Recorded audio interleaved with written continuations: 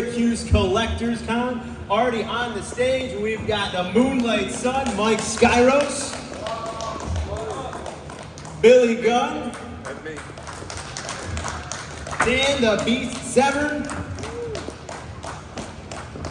And I think we got Buff too. Is Buff making his way on? Yes, it just takes him a little while. I think Barbara's going to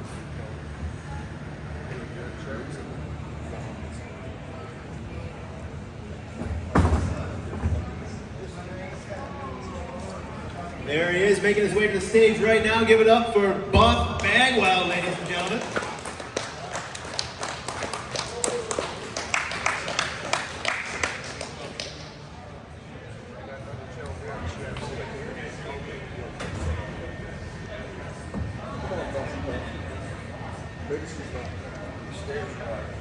Really show your growth. Took an hour to get there. Thank God.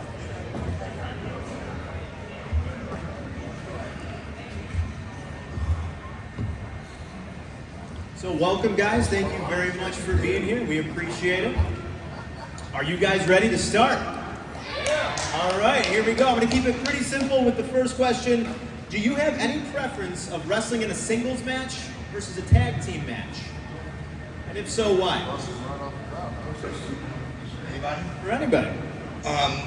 My preference is, I remember coming into WCW and the line of talent going for the world title was much longer than the line going for the tag title. And you're still the world tag team, you're still the world champion. And I remember thinking, God, I think the shorter line is better. But it was harder than that, of course, but still, that really was my mindset of, if you could get really good at this tag team thing, maybe we could be champs a lot faster.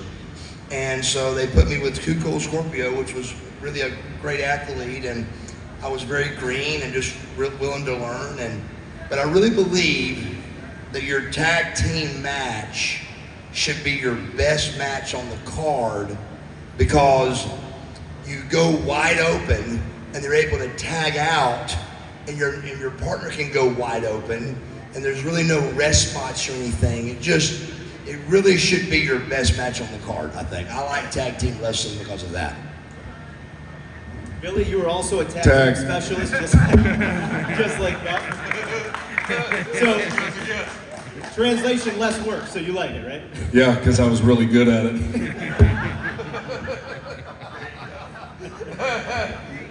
So what made you so good as a tag team wrestler? What was it that made you, for so long, be like one of the tag team guys? To be honest with you, is because I had really good partners.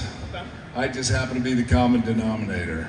No, I was lucky enough that I had really good partners, and we always gelled, and there wasn't ever any fight for supremacy. It was always, I'm very much a control freak when it comes to that, and I have to know everything that's going on.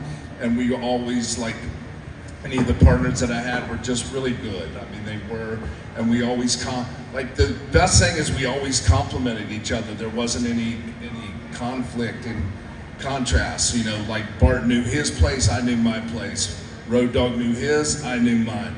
Chuck knew his, I knew mine. So we always just gelled so well that I have no desire to be a single. I tried it a couple times. I had that run with Rock, and it was just brutal.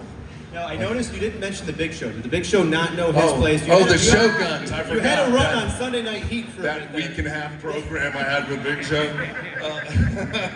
Yeah, no.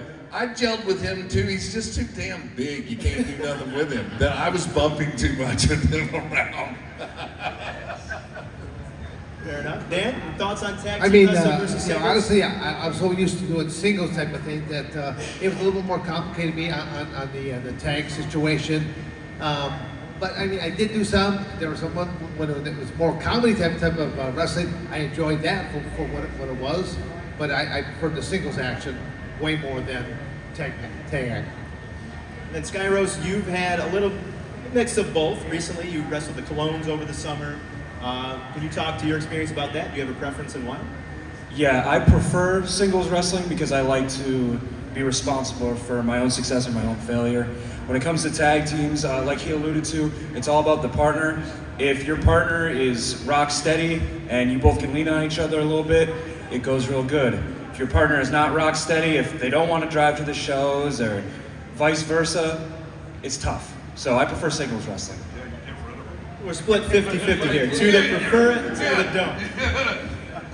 Now, we never got a Billy Gunn and Buff Bagwell tag team. You guys had so many different tag teams. I think you guys together would have made a pretty good tag team. But it'd be a struggle for body supremacy. Not really. Are you kidding? There would be zero wrestling and a shitload of posing. Love it. Sounds good to me. All right, next question. Was there a match that you guys wanted that just never happened? Just wasn't in the cards for whatever reason? I do, for sure. I got a bunch of them. But for me, I was really, really excited. I feel like at my career of being, 30, I was 30 years old when the unthinkable happened, which was the WWF buys the WCW. When that happened, I remember thinking, man, me and The Rock would make a good angle, a good storyline. That he's always been the WWF. He came up through the group with the group with Ron Simmons and them guys, and I came up with the NWO guys. I felt like it was a good set thing. Two body guys that could work a little bit. I could a little bit. He could really work, but two guys. I thought it would be a really, really good thing to do. Would be me and The Rock. So I think for me it would probably be Kurt Hennig. I never got to work Kurt. I'm a huge Kurt Hennig mark. And when I was there, I was in that tag, and then right when he was kind of in that flow, I never got a chance to work him, and I wish I could have. So never at all? Not even like at a house show or something? We never touched each other except on the bus.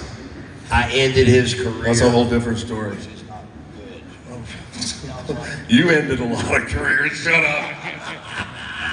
He was one of them. He was one of them. Yeah, that would be the thing. Is I just thought he just has that thing. It's just the way he moves, the way he presents himself. That thing is, and I wanted to be next to that thing. That thing he's talking about. I was lucky enough to wrestle Kurt one time, and it was a career-ending thing. I mean, the storyline was career versus winning and losing and all that. But we had to shoot a live segment going into the match, and as soon as they said action, he open hand slapped me so fast that it blew my mind. I'm a pretty tough guy, but it really rocked me.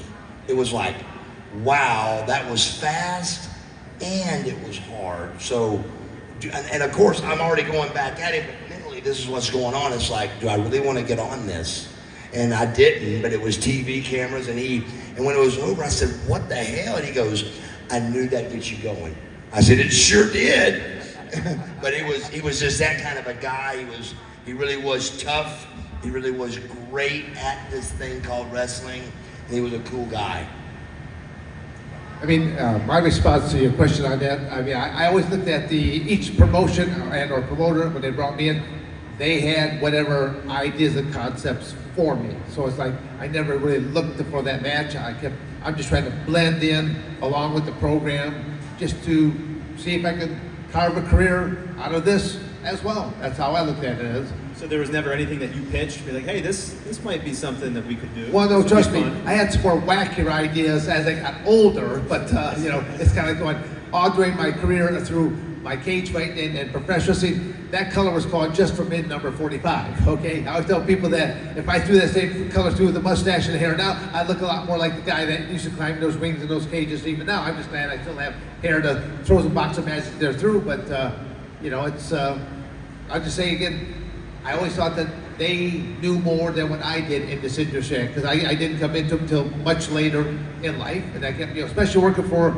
a company like, WWE at the time. I mean, they actually had a creative team. I figured that these are these masterminds. They should be coming up with these ideas, but then I did not realize I could take a little bit more control over my own character as to what kind of a direction it would lead. I just thought, well, they already had to have some preconceived ideas because they're offering me up a contract, they're bringing that in. They got to have some type of conceptual ideas.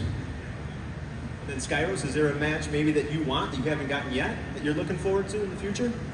There was one that was scheduled to happen. I've been really fortunate. I've been able to wrestle a lot of people that were very cool, that I looked up to, that were excellent in the ring. I've seen a lot of you at those matches. And one match that was scheduled was, I was supposed to be in, I think it was an 8-man tag, and one of my opponents was Jeff Jarrett, and I watched a lot of him growing up, and I was really looking forward to that, and it fell through at the last minute, and that was one I would like to get back. All right, for the next question, I want to talk a little bit about the Brawl for All, because half of you guys kind of had some experience with that. Billy, your old partner was involved with that. Did you know that he was going to go as far as he did? Did you know he was that tough?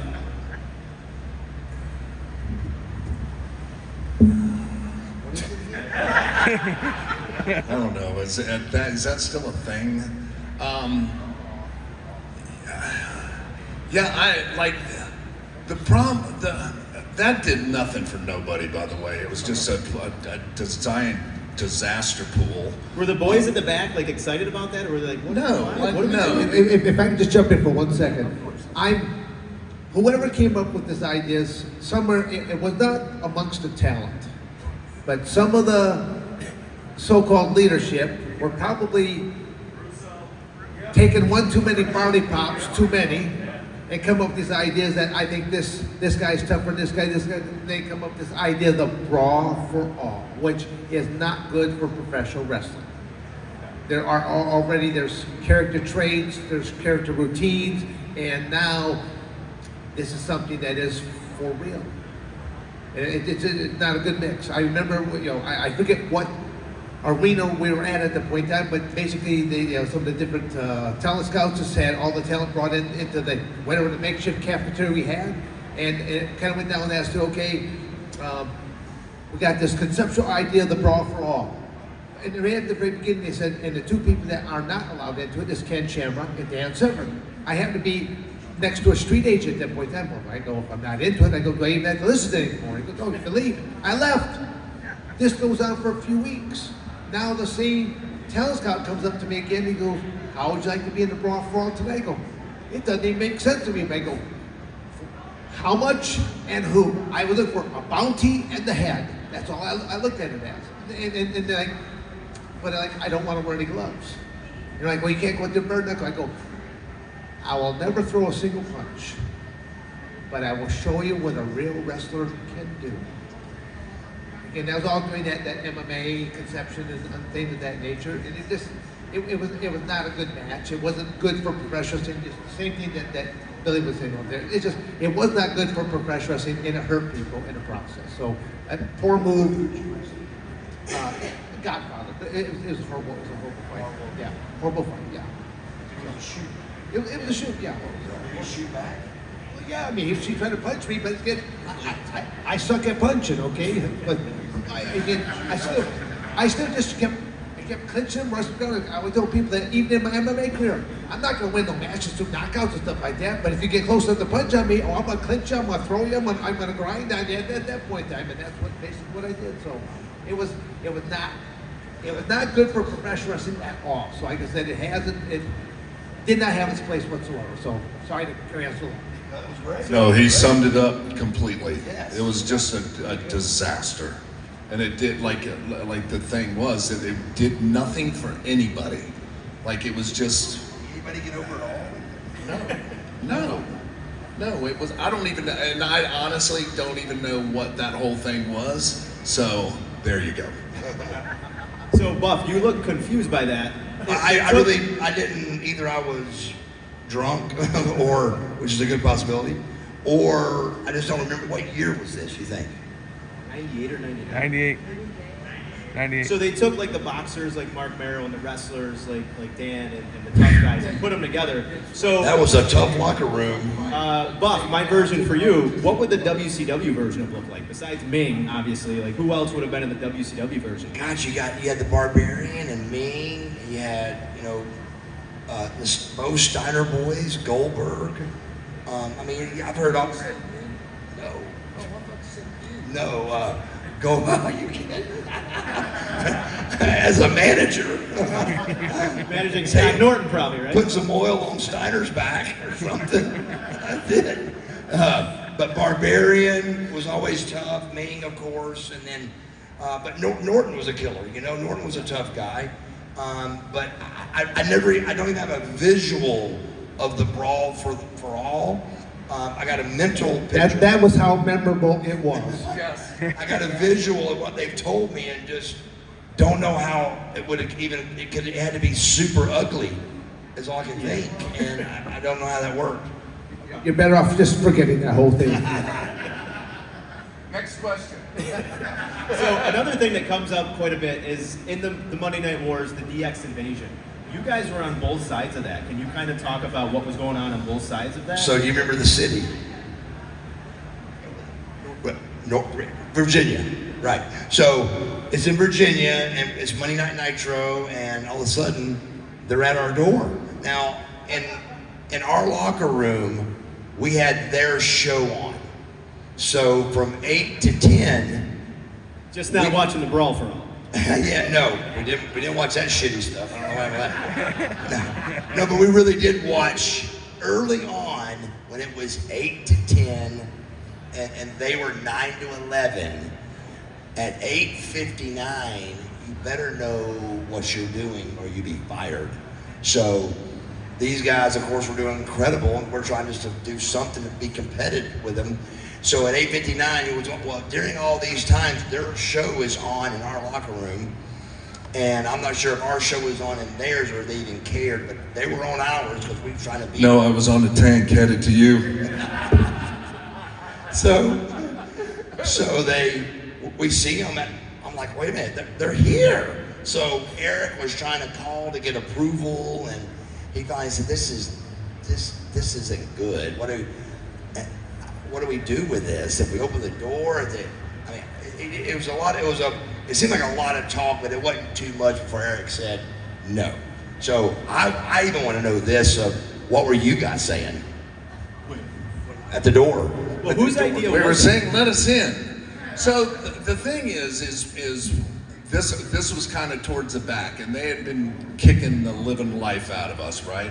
So you just have to come up with different, and credit to Vince, he's a genius. So we get to the building, they have this idea, and me and Road Dogg were always just whatever. Like it was just a whatever. Like, you want us to do this? Whatever.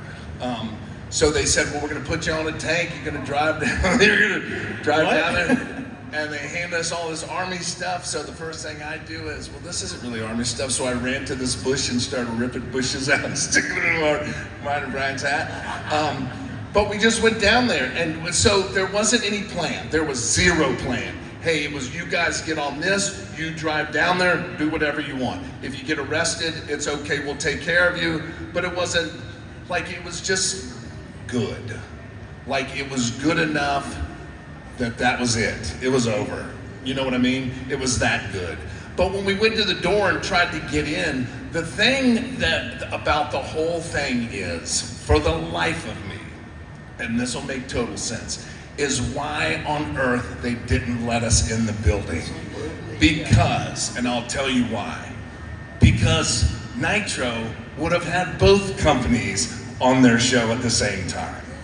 So instead, I think it was Eric that got a little butthurt that he just went, they got us, they got us, you know? And a lot of people say, well, what if you went in there and the boys would beat you up? That ain't a thing. That's like, there's no there's not that.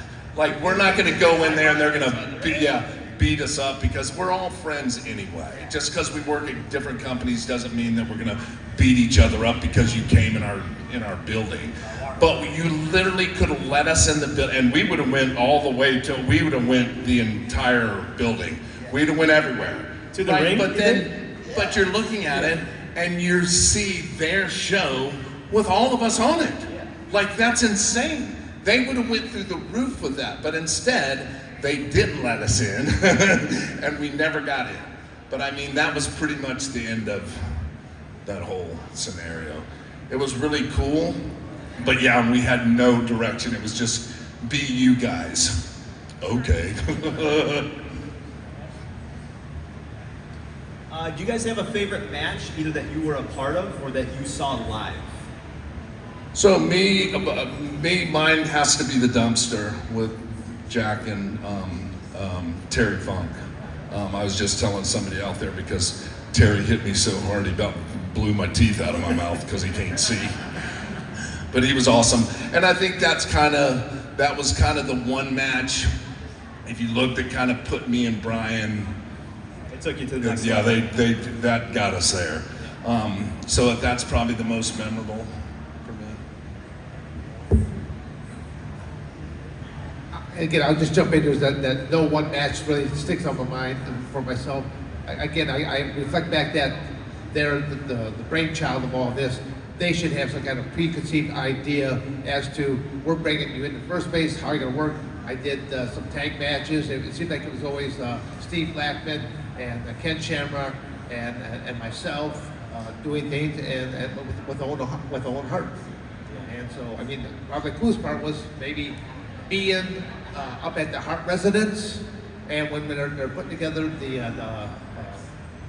the dungeon match that's taking place was right down at the actual Hart residence. So while it takes them a couple hours to set up lighting and camera action and trying to piece this match together, I'm sitting upstairs in the living room just talking with Stu Hart and a couple of the people, who had let Stu know who I was coming in and stuff like that. And I had a great conversation with him because he's like, I hear you in shooter and asking me questions like this. I mean, it was a great conversation. And then to get an actual T-shirt. It was an Owen Hart T-shirt, but signed by him. So it was like, I thought that was really cool. I was hoping to get a Stu impression out of you. Thank you for that. So this has always been the toughest question for me. I really don't have a favorite match. I was lucky enough, man, to be 21 years old in the ring with Rick Rude, Arn Anderson, Steve Austin's, Ric Flair, Sting's, Larry Zbyszko's, Bobby Eaton. I mean, superstar athletes, man, that were superstar wrestlers, superstar professional wrestlers, that Terry Taylor, that were in my ear telling me how to do this. And it was like getting trained by the best wrestlers in the world, like on the job training. I just faked it as much as I could until I kind of made it. And it just was, every match to me was very special, and I don't really have a favorite. Anytime I ever get asked this, 1993, me and Two Cold Scorpio versus the Nasty Boys, Halloween Havoc, is special to me because it was one of those matches that we completely pulled it off. Like, they had a manager, we had a manager, so that's seven brains in that match. 7 different minds to come together with one finish, and to pull that off with 7 different minds, we did at Halloween Havoc 93, and it was really special. And Skyros? Yeah, so last year I had the privilege of getting in the ring with someone who I looked up to for a long time. I watched a ton of his matches, named Minoru Suzuki, about an hour east of here in Utica. Yeah? I was at that one. It was a hell of a match. Yeah, I was so nervous before that match. I was shaking like this before I went out there, but it was the coolest thing I've done so far, and I feel really fortunate to have been able to have done it. Next I want to talk about theme music. The music that you guys came to the ring to. Did you like what you were given, what you used? Did you have a preference of, you've had a couple different things, like Billy and Buff, you've had a couple different versions of songs over the years. Like yours, you've got such a pure hard rock song. I'll jump in the first one because when I heard it the first time, I was going, damn, that's pretty good. I go, I hope I don't trip when I head out to the ring here. Because no, I did. I like that. I had no input on it really whatsoever. Just whoever did it, like, oh, they did a fantastic job. So again, I was very happy with mine. Well, mine's kind of weird. Mine was, for starters, TBS, we had to go through Turner's library. And there were horrible songs, we thought. All of them were horrible. And then with the American Males, that thing was horrible. But Jimmy Hart wrote all of our songs. And so, but it was very catchy, and people remember it, but it was pretty horrible. It was just the two words over and over. Yeah, right? it's all American Males on repeat, if you're not familiar with it. Yeah, right. And then, but I do remember this, and it was big, coming out to the NWO music. Well, if you were the B team, you came out to the B team NWO music. It was kind of like a like a song just horrible. The other one was like and then all of a sudden, like me and Norton's over coming out, and he goes into I'm like, whose is that music? So it was real quick to be known that was the B team NWO music. So that was kind of a knock, but I thought all the music was horrible for WCW. What about the classic Buff music? With you doing your own lyrics? I thought it was horrible. I do the voiceover in it saying, I'm Buff and I'm the stuff. It was horrible, I thought. But Jimmy did all of ours. So Jim Johnson is a genius to me, because I don't think I've ever had bad music. But then again, I don't, like music for me, the guy that writes all of WWE's music, yeah, that guy. Yeah, he's like Bon Jovi. Is he really? I love Bon Jovi. We'll play some That's the only songs for you single later. name I do right now. Yeah, I don't like the DX music was awesome. The Mr. Ass music was awesome. The Chuck and Billy music was awesome. The first time you heard the Mr. Ass song, did you listen to it, like the Not at all. to it? Because they literally came to me and said, because that whole Mr. Ass stuff was a complete and utter, I don't even know how we got there. I mean, I do. It's because of Road Dogg. But they said, we made music for you. And all I do is listen to it. And when I hear music, I just have to have it do something to me for when I go out in the people. So, and it was very good. It was kind of, and then I think it was like a couple months later, somebody had asked me if I'd ever, what you just asked me, did you ever listen to those lyrics? And I go, no, I haven't. They go, maybe you should listen to it. And I listened to it. It says, I love to stick 'em, I love to put, all kind. It's very interesting. Check out your song list when you get home. But yeah, I've had good music.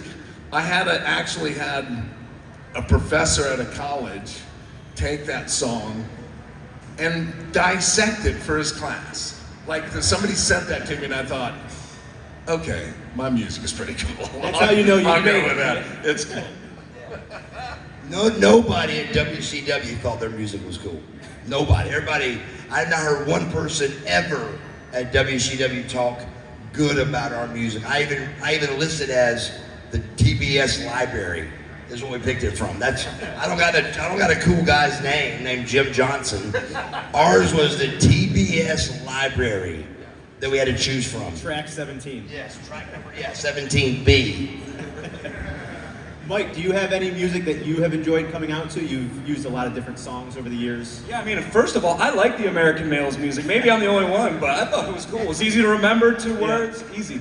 I came out to a bunch of different stuff. Like I was trying to find different things that work, but eventually, I have a friend that does music out near Philadelphia, and I just paid her a bunch of money. I'm like, hey, come up with something that sounds like this, and she killed it, knocked it out of the park, and now I don't have to deal with copyright. If anyone asks for my music, I don't, hey, go on YouTube. No, here's my flash drive. You got all my stuff easy. So I really dig my music right now.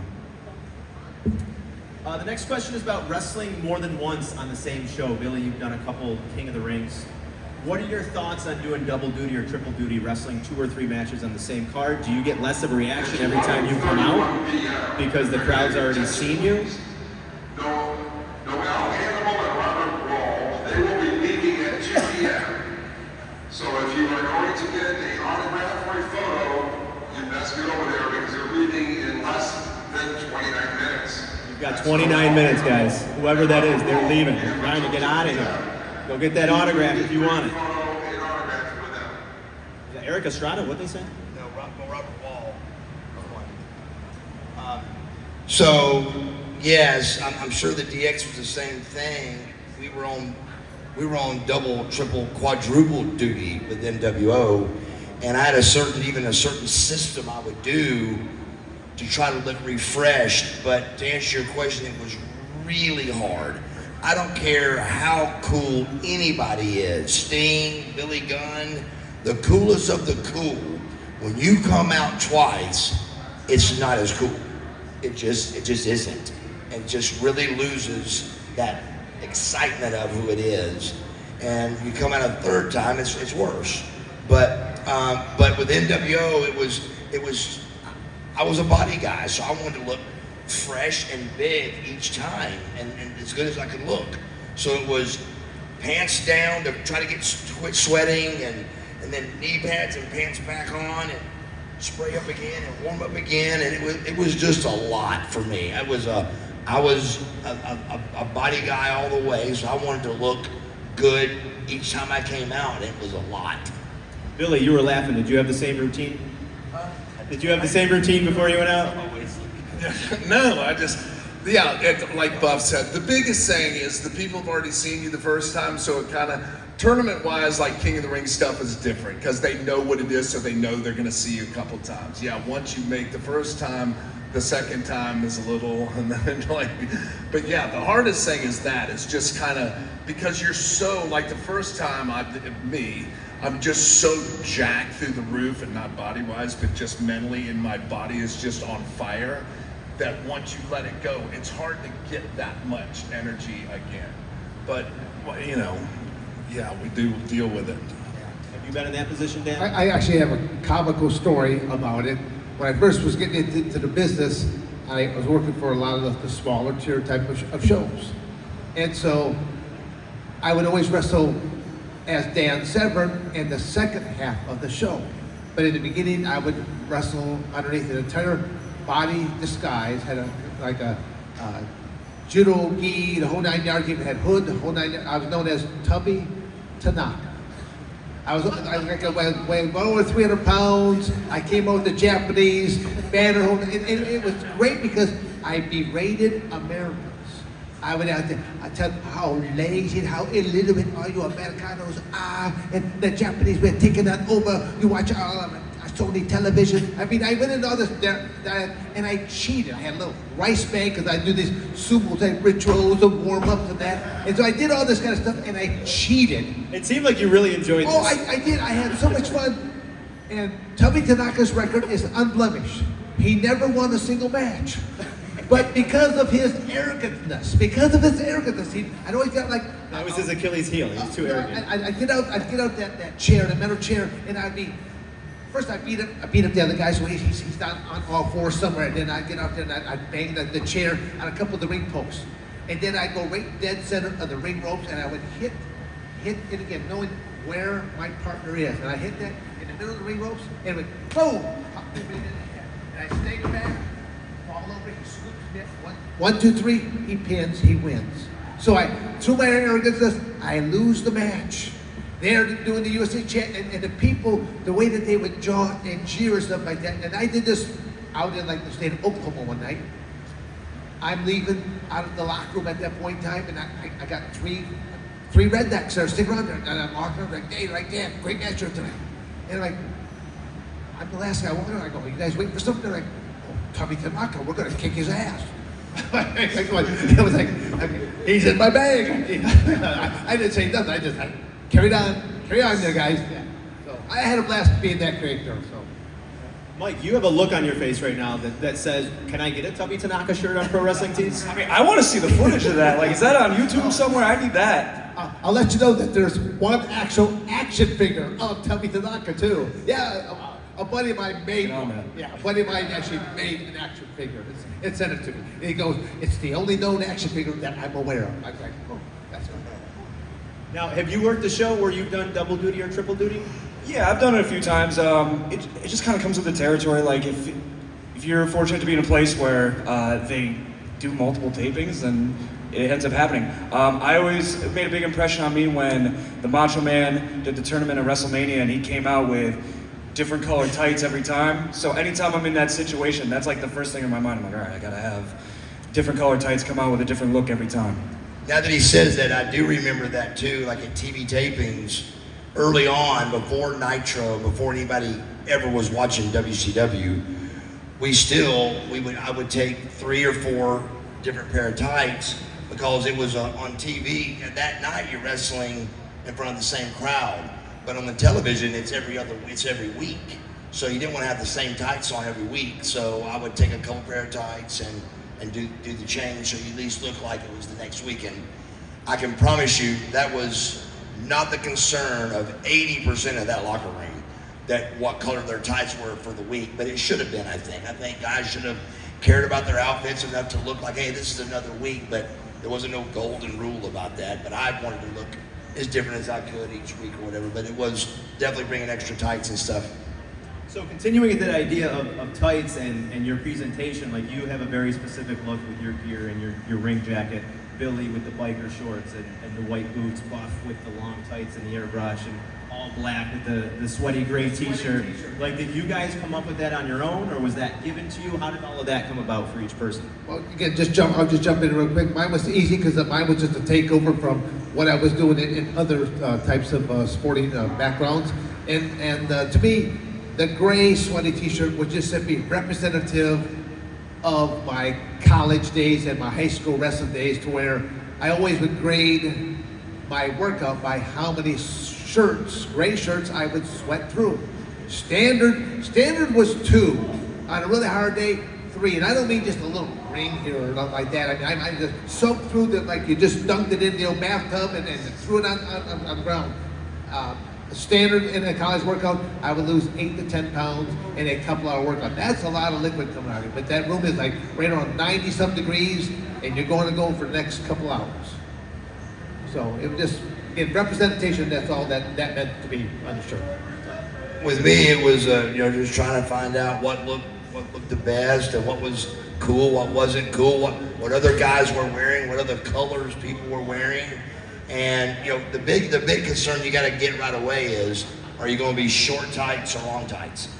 And I learned real quick that legs are 75% of your body, and to shave them or tan them and work them out was a lot. So every dude that had short tights for wrestling, I hands down a round of applause, because it's much tougher. Like I said, it's 75% of your body that you've got to care about.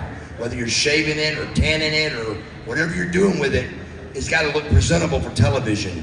So that was always a big deal for guys that didn't do long tights. And I was very impressed with that. But I found real quick that was going to be a lot.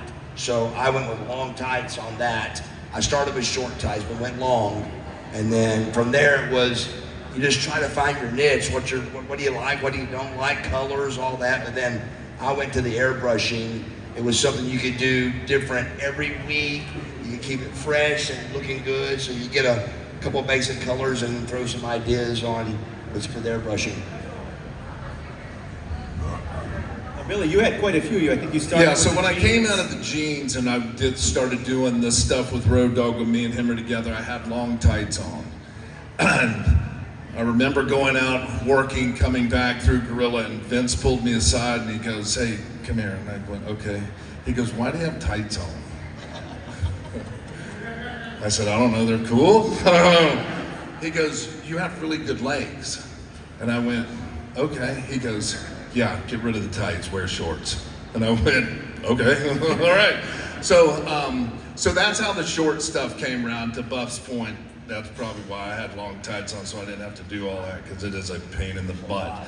But so when I went to the shorts, it was just like we started, me and Terry, who was a seamstress at WWE at the time, were trying to come up with some ideas, and because I was getting those shorts made every week, because I couldn't stand wearing the same color. I don't know why, it's just, so we would make them, and then she goes, what about lips?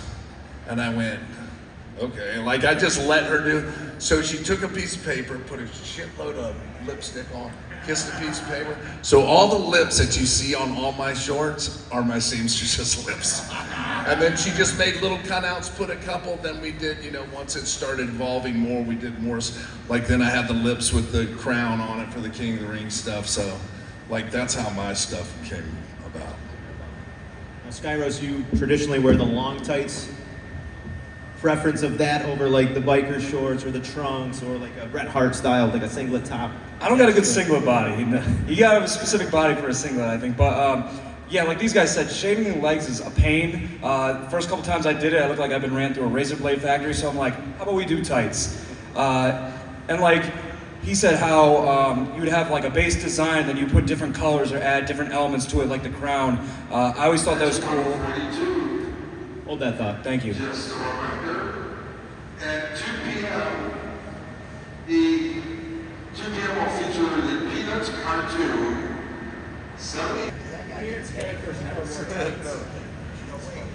They're really into their peanuts here, so I apologize. But yeah, just to finish up that, like I always thought it was cool when the guys had like a base design and then they would just throw different colors or different elements on it. So I tried to copy that, and then I have a lot of really creative people around me that I pay money. I'm like, hey, this is my idea, like make it look cool. And they did that for the right price. Billy, you mentioned that you like to switch your gear up, different colors. You had a lot of figures too. It's more action figures. Yeah. So let's talk about action figures for a bit. What were your thoughts, like the first time you guys saw yourself as an action figure or in a video game? So I have an awesome story about that. So I get my first action figure, right? So my kid, it was you that was telling me that, right? So yes, this is the story. So I finally get my first action figure, right? I've never had none of this stuff, let alone see myself on TV. It was kind of cool, but then we have action figures.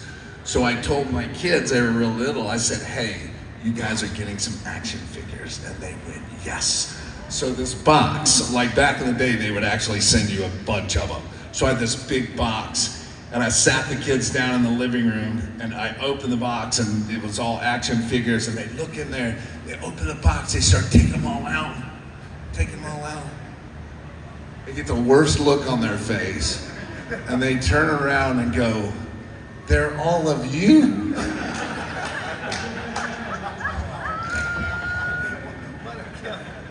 I went, yeah, who did you want? So yes, that was mine. But yeah, action figures are cool. I mean, it's, you cannot not say that's cool, right? You have an action figure of you. So yeah, they're cool. So when your kids were playing with your action figures, who won the first ever Billy Gunn Battle Royal? They would not play with my act. They wanted to play with everyone but Dad. They go, that's you, Dad. Yeah, no kidding. Like, this is cool. No, it wasn't cool to them. It kind of follows suit there with what Billy just said there. The first time I saw these action figures made by oldest child at the time, he was really big into Teenage Mutant Ninja Turtles.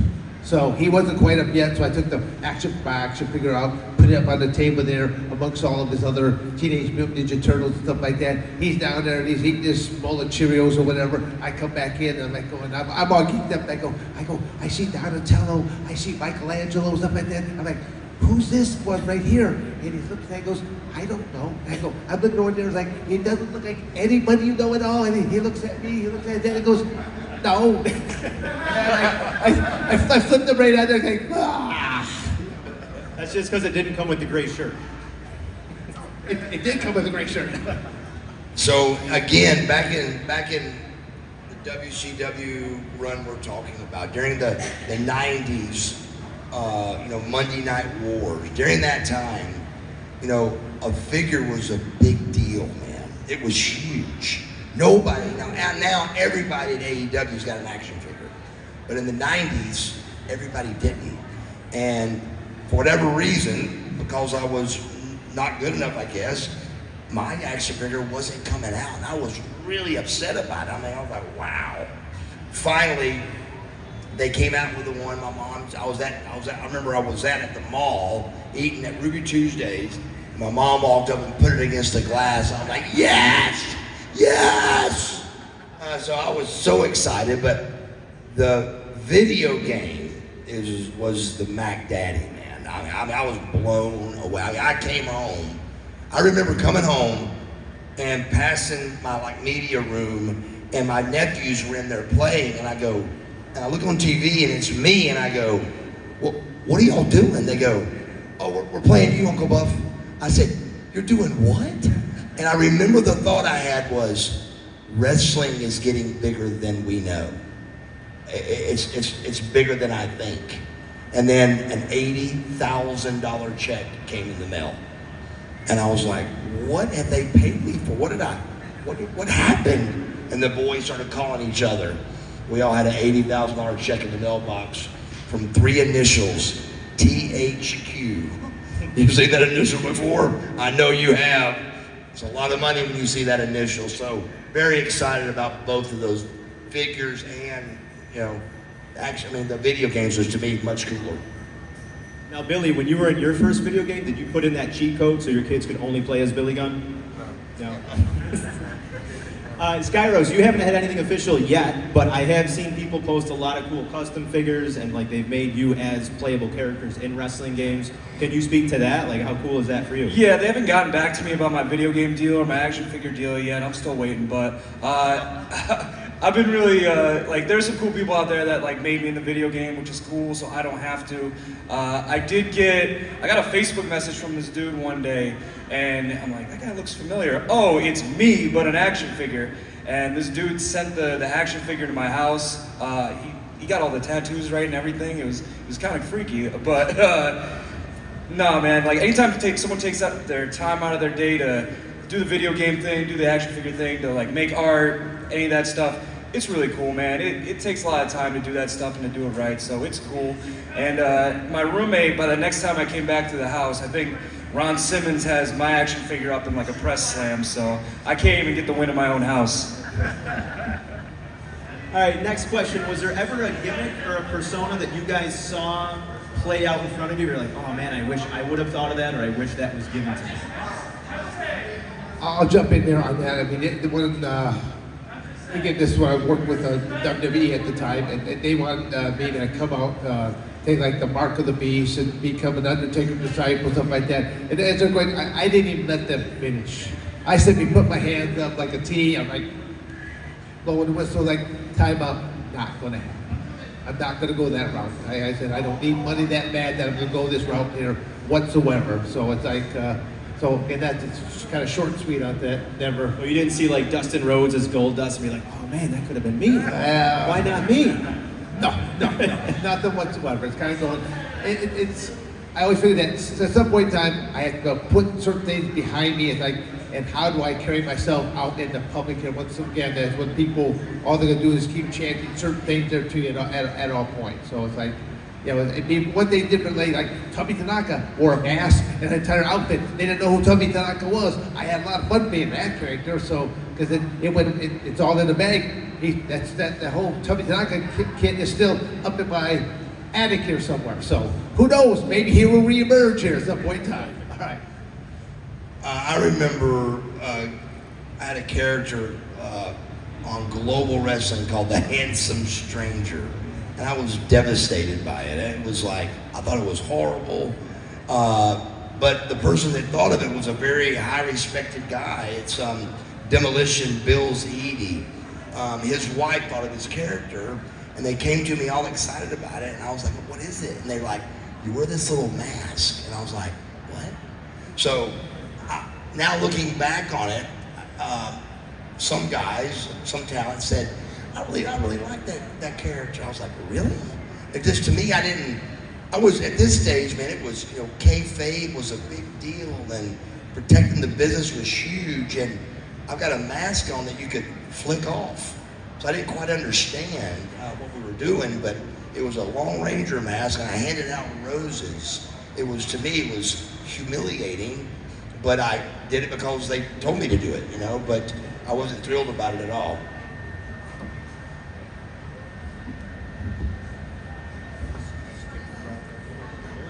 So I'm gonna sound really arrogant right now, but there is nothing character-wise or gimmick-wise in wrestling that I can't do. And I say that only because I don't take anything personal, or I don't take anything, I just do it. So, and I only say that as well as because I went from a cowboy to a badass to being gay.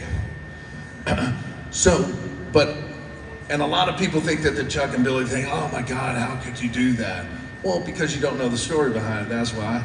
And it was at that point, I had pretty much, done a lot of stuff in my career. And when they came to us with that, it wasn't supposed to be that at first, and then it morphed into that, but it was, I told myself, if I can pull this off, I'm good. I'm really good.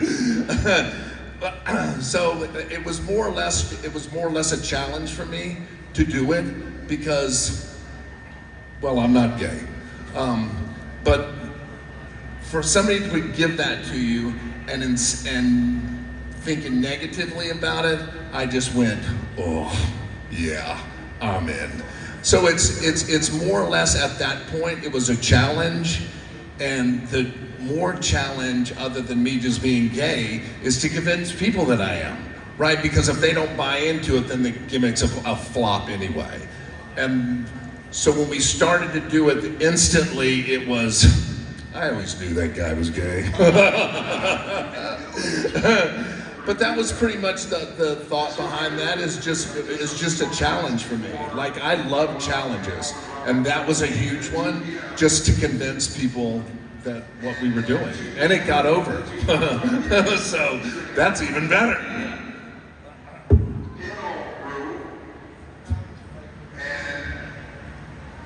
We'll be celebrating the 75th anniversary.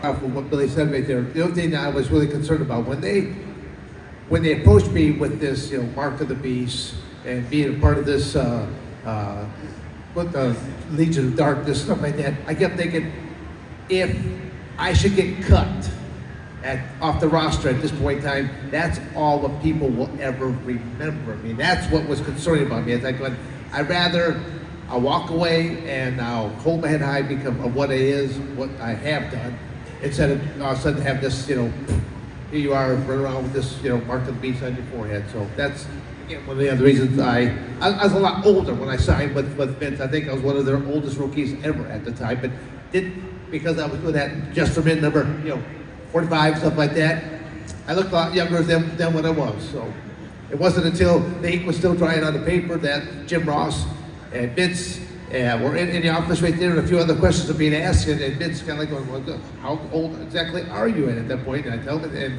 he looks right at Jim Ross like, who's the oldest wrestler we ever had? I go, Dan. So, hold it off. Like I say, if you can work a worker, that's a good thing, right? And Mike, anything for you that you've seen, or like, oh wow, I think I could have done that really well, or you wish that you would have come up with it? Yeah, I heard about this gimmick today called Tubby Tanaka. I wish I had come up with that. But no, man, I always thought the $1 Million Man was cool. It's like you're required to be rich. Like if you're not seen out in the world being rich, like you failed the gimmick. So I don't know, getting a little stipend to go be Ted DiBiase every day doesn't sound too shabby. $1 Million Moonlight Sun, that's got a nice ring to it. All right, so the last question, because I think we got to wrap this up, because they're really adamant that we get these peanut guys in here today. Really pushing that. Out of everything that you've done in your entire careers, what are you most proud of? Working with my kids. Now, did you think that would have ever happened? Was that a thought in your head, like, all along, or was it just... they one day came to you and said, hey, I'm thinking about doing this? So my kids were not allowed to even approach me until they graduated college about wrestling. It wasn't an option. It wasn't a thing. It wasn't even. You talking for professional wrestling and not like amateur wrestling? Yeah. In the business wise, because for me, this is all I have. I didn't go to school, so I got really nothing, and luckily this has been very good to me, but that wasn't happening with my kids. If you get a degree, because nobody says because you're my kids that you're going to be good, right? There's no secret thing that says just because, you know, we happen to be successful that our kids will as well. So an education was number one. We do that, and then if you want to, that's fine.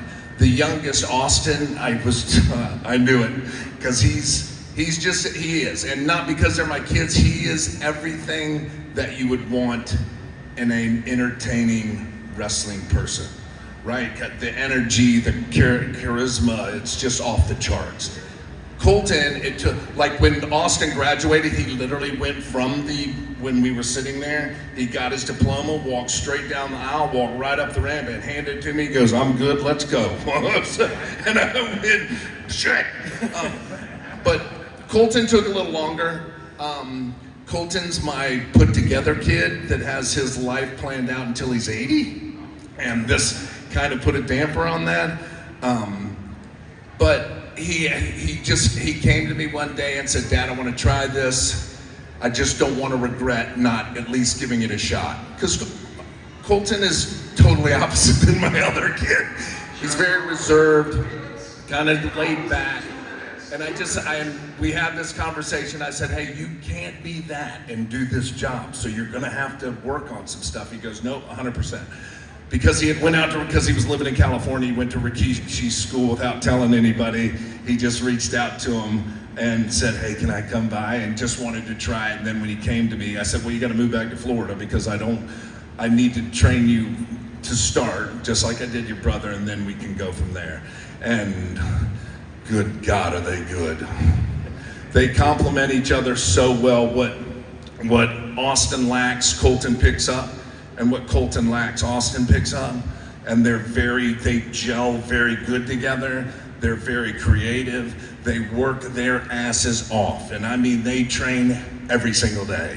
So did you see a future tag team with them? Oh, 100%, yeah. No singles run there. So, yeah, but they work extremely hard, and that's, like, I can get you there, but I'm not going to force you to make it in this business. That's not going to do you a lick of good, right? So they had tryouts. They asked Tony for a tryout to get hired there. And it wasn't that I didn't want to help. It's just that's just not me. That's not how, I don't.